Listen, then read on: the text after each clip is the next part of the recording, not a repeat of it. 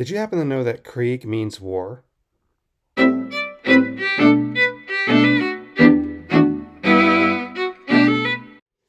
hello. My name is Brandon Wheeler. Welcome to my channel. I have a straw in my mouth because when I was in the army, I had like heat stroke thing happen, so I can't talk right unless I bite down a straw. So it's just a speech aid. Moving on. That. But moving on from that, I'm a small kind of indie author, and I do some book reviews, video stuff on my channel. Blah blah blah blah blah.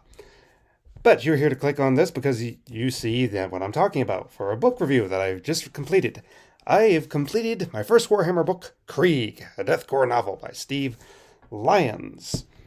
Now, what is this book about? Uh, well, again, I got into Warhammer back in October of 23, and I started listening to stuff. I chose Space Marines, and I was like, okay, that's what I wanted to do. Then he's surprised that, well, you were in the Army, you wouldn't choose Army stuff? I'm like, I didn't want to do Astra Militarum. So, but I did like the story of kind of Krieg because I listened to a video, which I'll link to at the end. This guy did a narration kind of thing, summing up what happened with Krieg and everything, and it's a very good video. That's what got me interested. I'm like, okay, let me find out where you get all the sources and everything from. And basically, it's from this, minus anything from like codexes and anything that's released by Games Workshop. But let me read the back of it so you get an idea. Krieg is a dead world. 1,500 years ago, it declared its independence from the Imperium of Man and paid the price. One loyal soul defied its treacherous rulers and laid the world to waste. From these ashes emerged a unique fighting force forged and tempered in nuclear fire. Today, the Death Korps of Krieg lay siege to a captured hive city on the outskirts of a system-spanning Octarius war.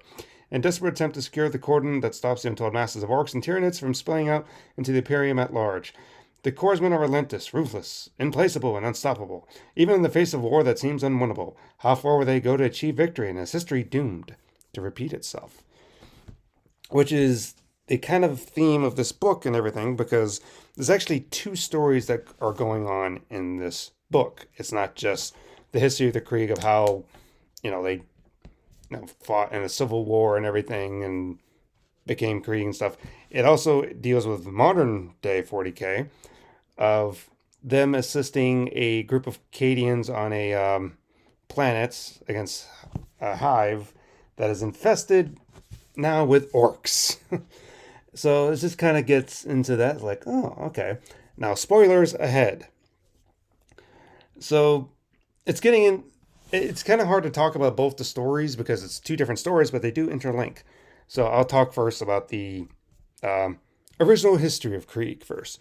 You have a guy called Colonel Jerton, who is very skeptical of, say, the leadership on his world. The chairman, who shall not be named, because he doesn't have a name, it's been expunged from all records.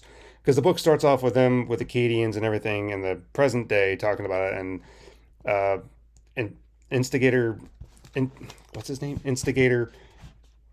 Inquisitor Van Buren or so is like trying to tell his apprentice about kind of a little bit of what he knows about the Krieg, because how long he spent time with them and everything. And that's where it starts getting into the flashbacks going with Colonel Jerton, how he was questioned by the Ordo, the Inquisitors and all that. They believed him and said, okay, now you got to try to stop it. He's like, okay. He gets there and Chairman regrets letting him in, but obviously he's not happy that he's trying to declare independence from the emperor because that's heresy and all that. So that's what starts the civil war, but he's the only one that wants to stand against it. So he takes over High Farograd and tries to do that. The problem is that he also has his daughter in the leadership with the chairman because she's like been his bodyguard and everything. But her having his last name is very basically it's a death sentence for her. Now Sabella Jerton, Captain Sabella Jerton, she barely knows her father. She's seen him like 5 times in the past 20 years because he's always off fighting wars for the emperor and on behalf of Krieg and everything like that. Because what they did, because Krieg was a very pleasant, rich, bustling planet. It was like very rich and everything. That's why they thought they could declare independence, because they said like, oh, the war is less and less our war every day. But Colonel Jerton's like, no, we're going to stay with the emperor and everything like that. Now, Sabella is first, kind of tortured by the chairman and General Cross to be in the dungeon and everything. But then she's like, no, I can kill him. she goes and basically defects to her father, which angers the chairman. He's like, how did I not see this coming? And his General Cross is sitting there like, I told you this would happen, but did you want to listen to me? No. But it keeps going back and forth. Long story short, because I don't want to spoil everything. But, I was like, oh, Sabella's a redhead. Nice. That doesn't last long. But it's a Warhammer book. Unfortunately, the only what it comes down to is because he has an Archmagus on his side, one of the Adeptus Mechanicus. Jurton decides, okay, we found these old-fashioned things that have been here since the Dark Age of technology. We know they're weapons, but what they cost and what it could happen to the planet is such and such, such and such. First, he's hesitant to do anything with that because even though he doesn't want to he wants to beat the traitors, but he doesn't want to destroy the world. But it comes apparent as the years go by that he's losing the war and his home is like unredeemable. So he's like, okay, launch the nukes. And that's why Krieg becomes a desolate wasteland, because they have to go underground because all the ground, even to the atmosphere, is just scorched with nuclear atmosphere. It's unlivable. Kills all the traitors though, except the ones that are able to get underground and go into the lower levels, but it still takes years to root them all out. In the meantime, Krieg gets reformed and blah blah blah and becomes the Death Korps that we know. Now, that's story one. That gets into the history of the Krieg and everything goes that. And throughout the story, it's all flashbacks going on.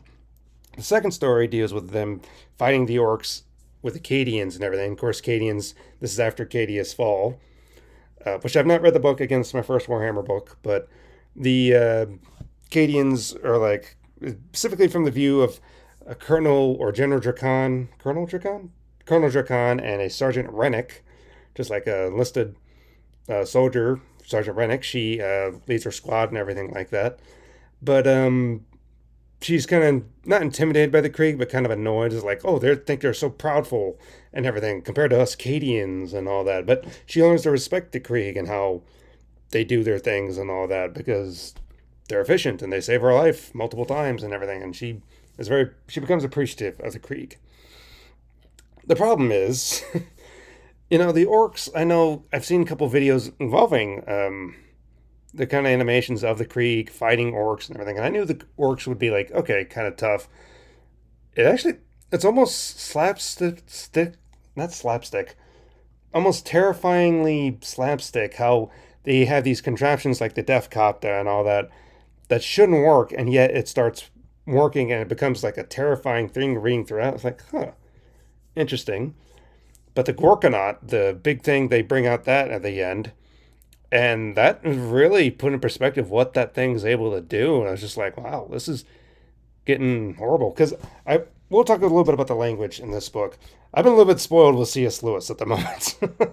Because I decided to put off reading the third book of the Space Trilogy, The Hideous Strength, so I can read this one. But since I'm done with this, I'll get back to reading that one. But the language that they use, like C.S. Lewis is like very high up there. And I thought, okay, this is Warhammer from what I understand, what I've seen of videos and everything. It's going to be the same type thing. It's not that at all. It's actually kind of easy, which is surprising. It's like something almost I would write. I'm not saying that about being detracting or anything. I'm just saying it's surprising, like, it's not as like high up or whatever than what I was expecting. Except though the different sci-fi language and everything, I'm like, okay. But it gets... I was thinking it actually would be even more violent than what it was, but I didn't really feel as violent except two things.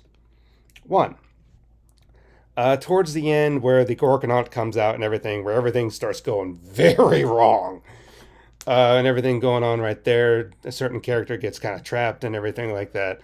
That part was like, okay, yeah, this part is very Warhammer-ish that I can understand at this juncture. That's what, him getting trapped and everything like that. I won't spoil everything. But the other thing is the squigs. There's so much about the squigs and what they're able to do and how they just cause a ruckus throughout different portions against Acadians and everything like that, including Sergeant Rennick almost like basically taking off her foot. And I was just like, man, squigs suck. Because I've played orcs several times on the table, versing them and everything, and I don't win a lot against orcs. I will say that. I'm not one that wins against a lot against melee armies. Like, I versed World Eaters the other day, and I got absolutely manhandled because I do Raven Guard Raptors, essentially. The Autumn Guard, I call it. And I like to shoot you from a distance and try to stay away. I'm trying to do more melee stuff, but basically melee army like World Eaters, like the way this guy had it. Uh, that was my first loss of the year. So, it was tough. I could not do anything. But yeah, orcs I don't do well all the time against for that reason. But squigs, because you have bomb squigs, different squigs that go over the orcs. But these orcs, the orcs were just like launching squigs, like catapults, over to them. And just what the squigs were able to do and how much it took to actually just kill them. It wasn't just like, okay, you just shoot it and then it's dead. No. If you're able to shoot it, because it's a slimy little thing running all over the place, and it's like a little pig. It's nasty. It's definitely disturbing what the squigs are able to do. And I'm just like, huh, okay, that's detrimental. So I have an appreciation of like, yeah, I need to kill those things more often. But as you can see in the back, it says, would history repeat itself? Because underneath this hive, that's why these inquisitors are there, to try to find out, because they have interrogation and everything, they found out that there might be something similar to what happened to Krieg underneath this place. The Krieg helped the Inquisitor get there and everything, but unfortunately, there is something there that could do just as much damage or something. But a Krieg guy says, like, I'm the oldest out of my gentlemen, out of my regular dudes here. I'll do it. So they leave and everything. But the main purpose is to try to prevent the orcs from getting a hold of it. Because if the orcs get a hold of it, then it's bad news if they get a hold of atomics. But fortunately, they don't. He blows it up at the last second when the orcs finally get through, and it blows up the entire hive because the orcs doing everything that they were doing, and it seemed like, the battle's being lost. They were going to exterminate us the planet. Well, destroying that hive, even though it would cause like some nuclear fallout and everything, what didn't spread over the whole planet or anything like that, just that hive. So it's just kind of like, well, technically we won. Of course, Sergeant Rennick wouldn't hear about that, and she gets kind of some of the acid nuclear stuff on her and everything. And it being a Warhammer book, there's some different minor characters that get mentioned here and there and stuff. Like they found one in that hive and everything originally in that vault and everything in different places, and it's just like, are all these characters going to die? That's what I was expecting, and almost, yeah. Like Sergeant Rennick, I keep bringing her up. She's actually a good character. I was rooting for her, and I was excited, despite because they were evacuating the Cadians and everything and stuff. I was excited that she was able to leave. I'm like, yeah, she'll be able to live, but she's probably going to die a different day, isn't she? Yeah. That's sad, but Warhammer 40K. Just because you're named as... There's this ongoing meme that I've seen that if you're named Space Marine, you have a high chance of living, hypothetically. But just because you're named doesn't mean you're going to live. So... but overall, again, I'm going to link to that video. That way you can appreciate the man's narration and everything. It's a great narration. The book is a very good, I'd say, introduction to kind of how the Warhammer readings and stuff do. I don't know about how the Horus Heresy and pre-Heresy and all that stuff is. This is modern 40K during the current time.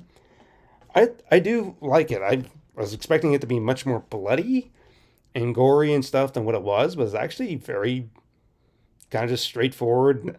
The action's packed, but I was expecting more, but it didn't really give that. And I was like, okay, until the certain moments, like again with the Gorkanaut and specifically with the Squigs, it's just like, oh boy.